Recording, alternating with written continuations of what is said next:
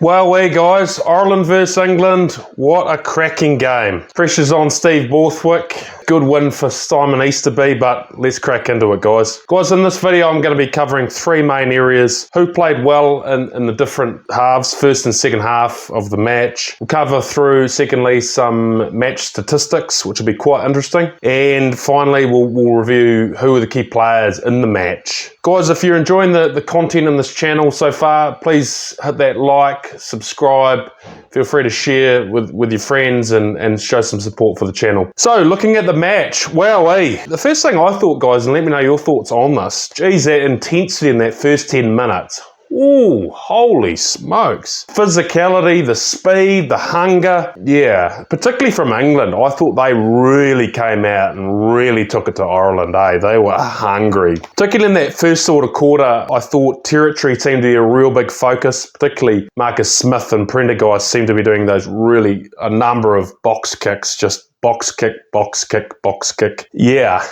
trying to get hold of and build into that game with a bit of territory. Eventually, England had some really good hands down the left side with a good kick in behind and a try to Murley. A good start to England. And I just sort of thought after that, though, the England side, that they were playing well. They were applying a lot of pressure to the Ireland side, but I just didn't think they probably got the points they would have wanted. They would have wanted another try or two, or at least a couple more penalty conversions. But that Ireland side, that defence was pretty phenomenal, wasn't it, guys? Ireland then got down the other end.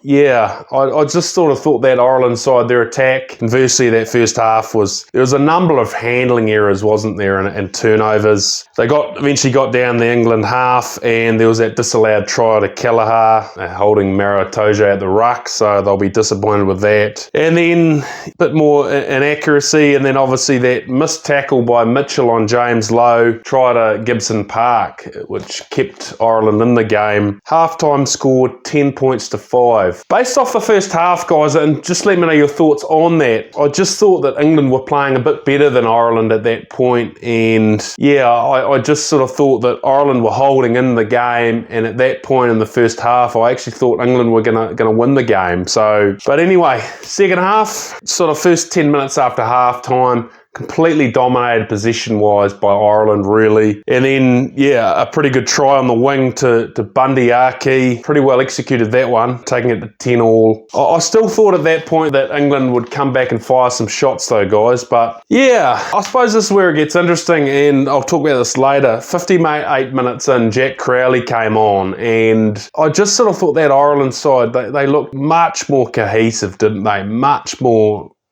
composed. Jack Crowley was taking it to the line. His passing was pretty slick, pretty accurate. And yeah, it just felt like the game was less messy from the Irish side. There was obviously a couple of tries to the Ireland side to clinch it at the end.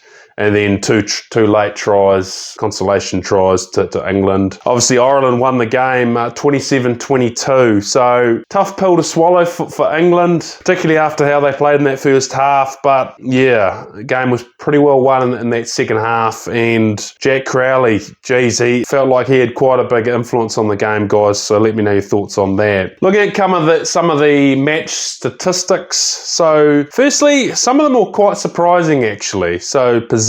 So only a slight edge, 51% versus 49% to Ireland. So pretty much on point. And certainly that second half, it felt like Ireland dominated the possession, but then I suppose England dominated the possession in a number of moments in that first half. So interesting stat there. What was interesting though was the territory. Now, guys, let me know your thoughts on this, but Ireland winning that 58% to 42%. I guess my question there is, it's probably a bit surprising, really. Like, obviously, England picked big 6'4", 6'5" Freddie Stewart at the back.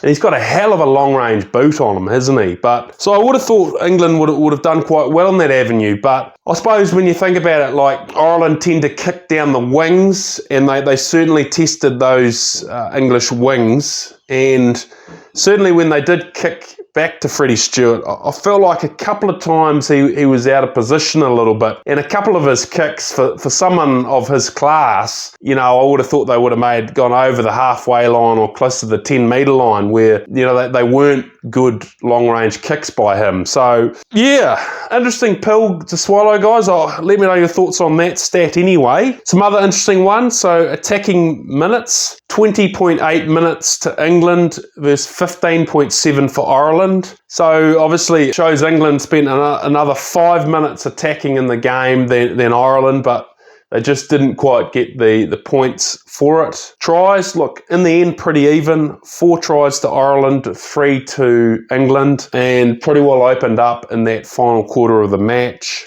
Number of passes, so 207 versus 128 to England. So, yeah, nothing surprising there. Ireland, the number of passes they do is very significant. They're a very cohesive team unit, aren't they, where they win games through team moves rather than individual brilliance commonly anyway. And yeah, so that's probably not surprising. Handling errors, yeah, I suppose this is an interesting one. 22 handling errors to Ireland and 13 to England. So again, I go back to Prendergast, guys, and let me know your thoughts on that. That's a lot of handling errors, and it seemed quite noticeable that Ireland side were going through the phases, executing some good plays, but just a number of handling errors that let them down. So, yeah, interesting stat there. Kicking meters, again, 998 to 855. So, Ireland won that battle, which is surprising. We look at the defence, so tackles made, 149 for Ireland and 150 for England. So not too many surprises there. Pretty even the number of tackles actually made between them. 32 tackles missed to Ireland versus 25 for England, so more for Ireland. But interesting enough, Ireland missed more tackles than England. England spent more time attacking in the game than Ireland. So I suppose that shows that Ireland defence is pretty cohesive, isn't it? And certainly their cover defence is pretty strong, isn't it? So you look at the tackle percentage as well. Ireland only had 82%. England at 86. So, yeah, tough defensive side to crack, the Irish team, aren't they? We look at the penalty count. Yeah, this is interesting. Probably pretty close, but England losing the penalty count.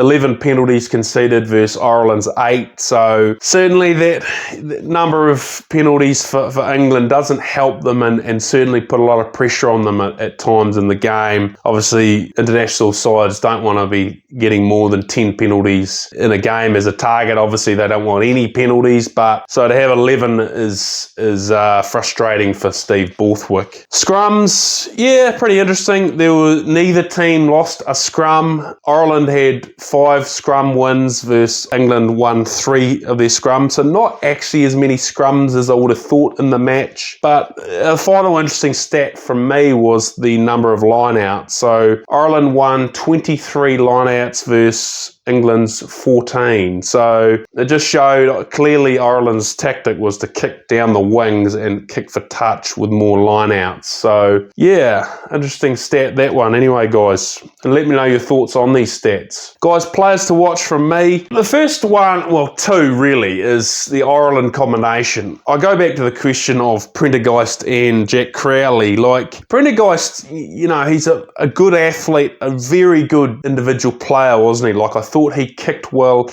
I thought his defence was solid. He made his tackles well, especially against some hard ball-carrying England, particularly midfielders and loose forwards, wasn't he? His passing was good, but as I sort of mentioned before, I just felt like the connection between Prendergast and the other players and that Irish team on attack just seemed a little bit off at times, didn't it, guys? And, 22 handling errors. You can't all put it on him, but certainly Prendergast at fly half is a very key component in that Ireland attack. So conversely, you look at Jack Crowley, and when he came on, like I just thought he wasn't flashy, but boy oh boy did he do the basics really well, guys. Like, he caught the ball, he took it to the line a couple of steps, his passing was very accurate, very crisp. But what I thought I just seemed to notice a genuine uplift in that Ireland attack. Passes seemed to stick, and boy, oh boy, you know, when passes were sticking in that final quarter, you know, they seemed to all of a sudden be making quite a few line breaks. Obviously, a tired England side on defence, but he seemed to make quite a difference anyway, guys. So let me know your thoughts on Jack Crowley there. Jameson Gibson Park for Ireland. Yeah, look, far out, guys. Like, he's just class, isn't he? Like, his passing's just so clean and accurate. Like, his kicking was so effective. And he's just such an attacking threat, isn't he? He snipes around that breakdown so well. Yeah, obviously man of the match, and he's just in some sublime form, isn't he, guys, at the moment. From England, the big one from me I thought was really good was Ben Earls. Like, that number 8.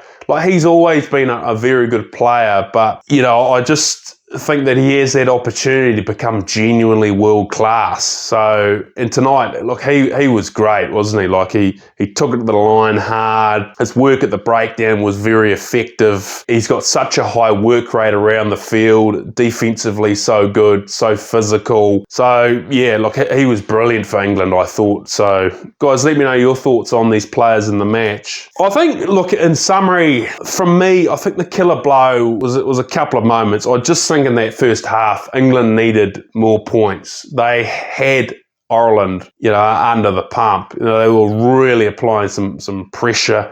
They played really well in that first half, but for them to only get 10 points in that first half just wasn't enough in the match, guys. And then, look, that second half, Ireland just seemed to go to an absolute another gear. So I'm not sure really what caused that, whether or not it was the Jack Crowley effect or maybe just things started clicking for Ireland. But, you know, when they had their chances in the second half, they took them, and ultimately I feel like that took the game, guys. So, yeah, tough pill for England to swallow. A good, hard-fought win for the Irish at Aviva in front of their fans. Guys, let me know what you think decided the result. You know, who are your key players or key moments from the match? What do you think of the stats and what they show about the game?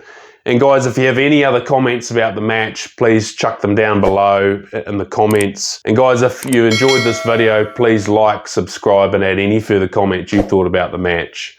Cheers.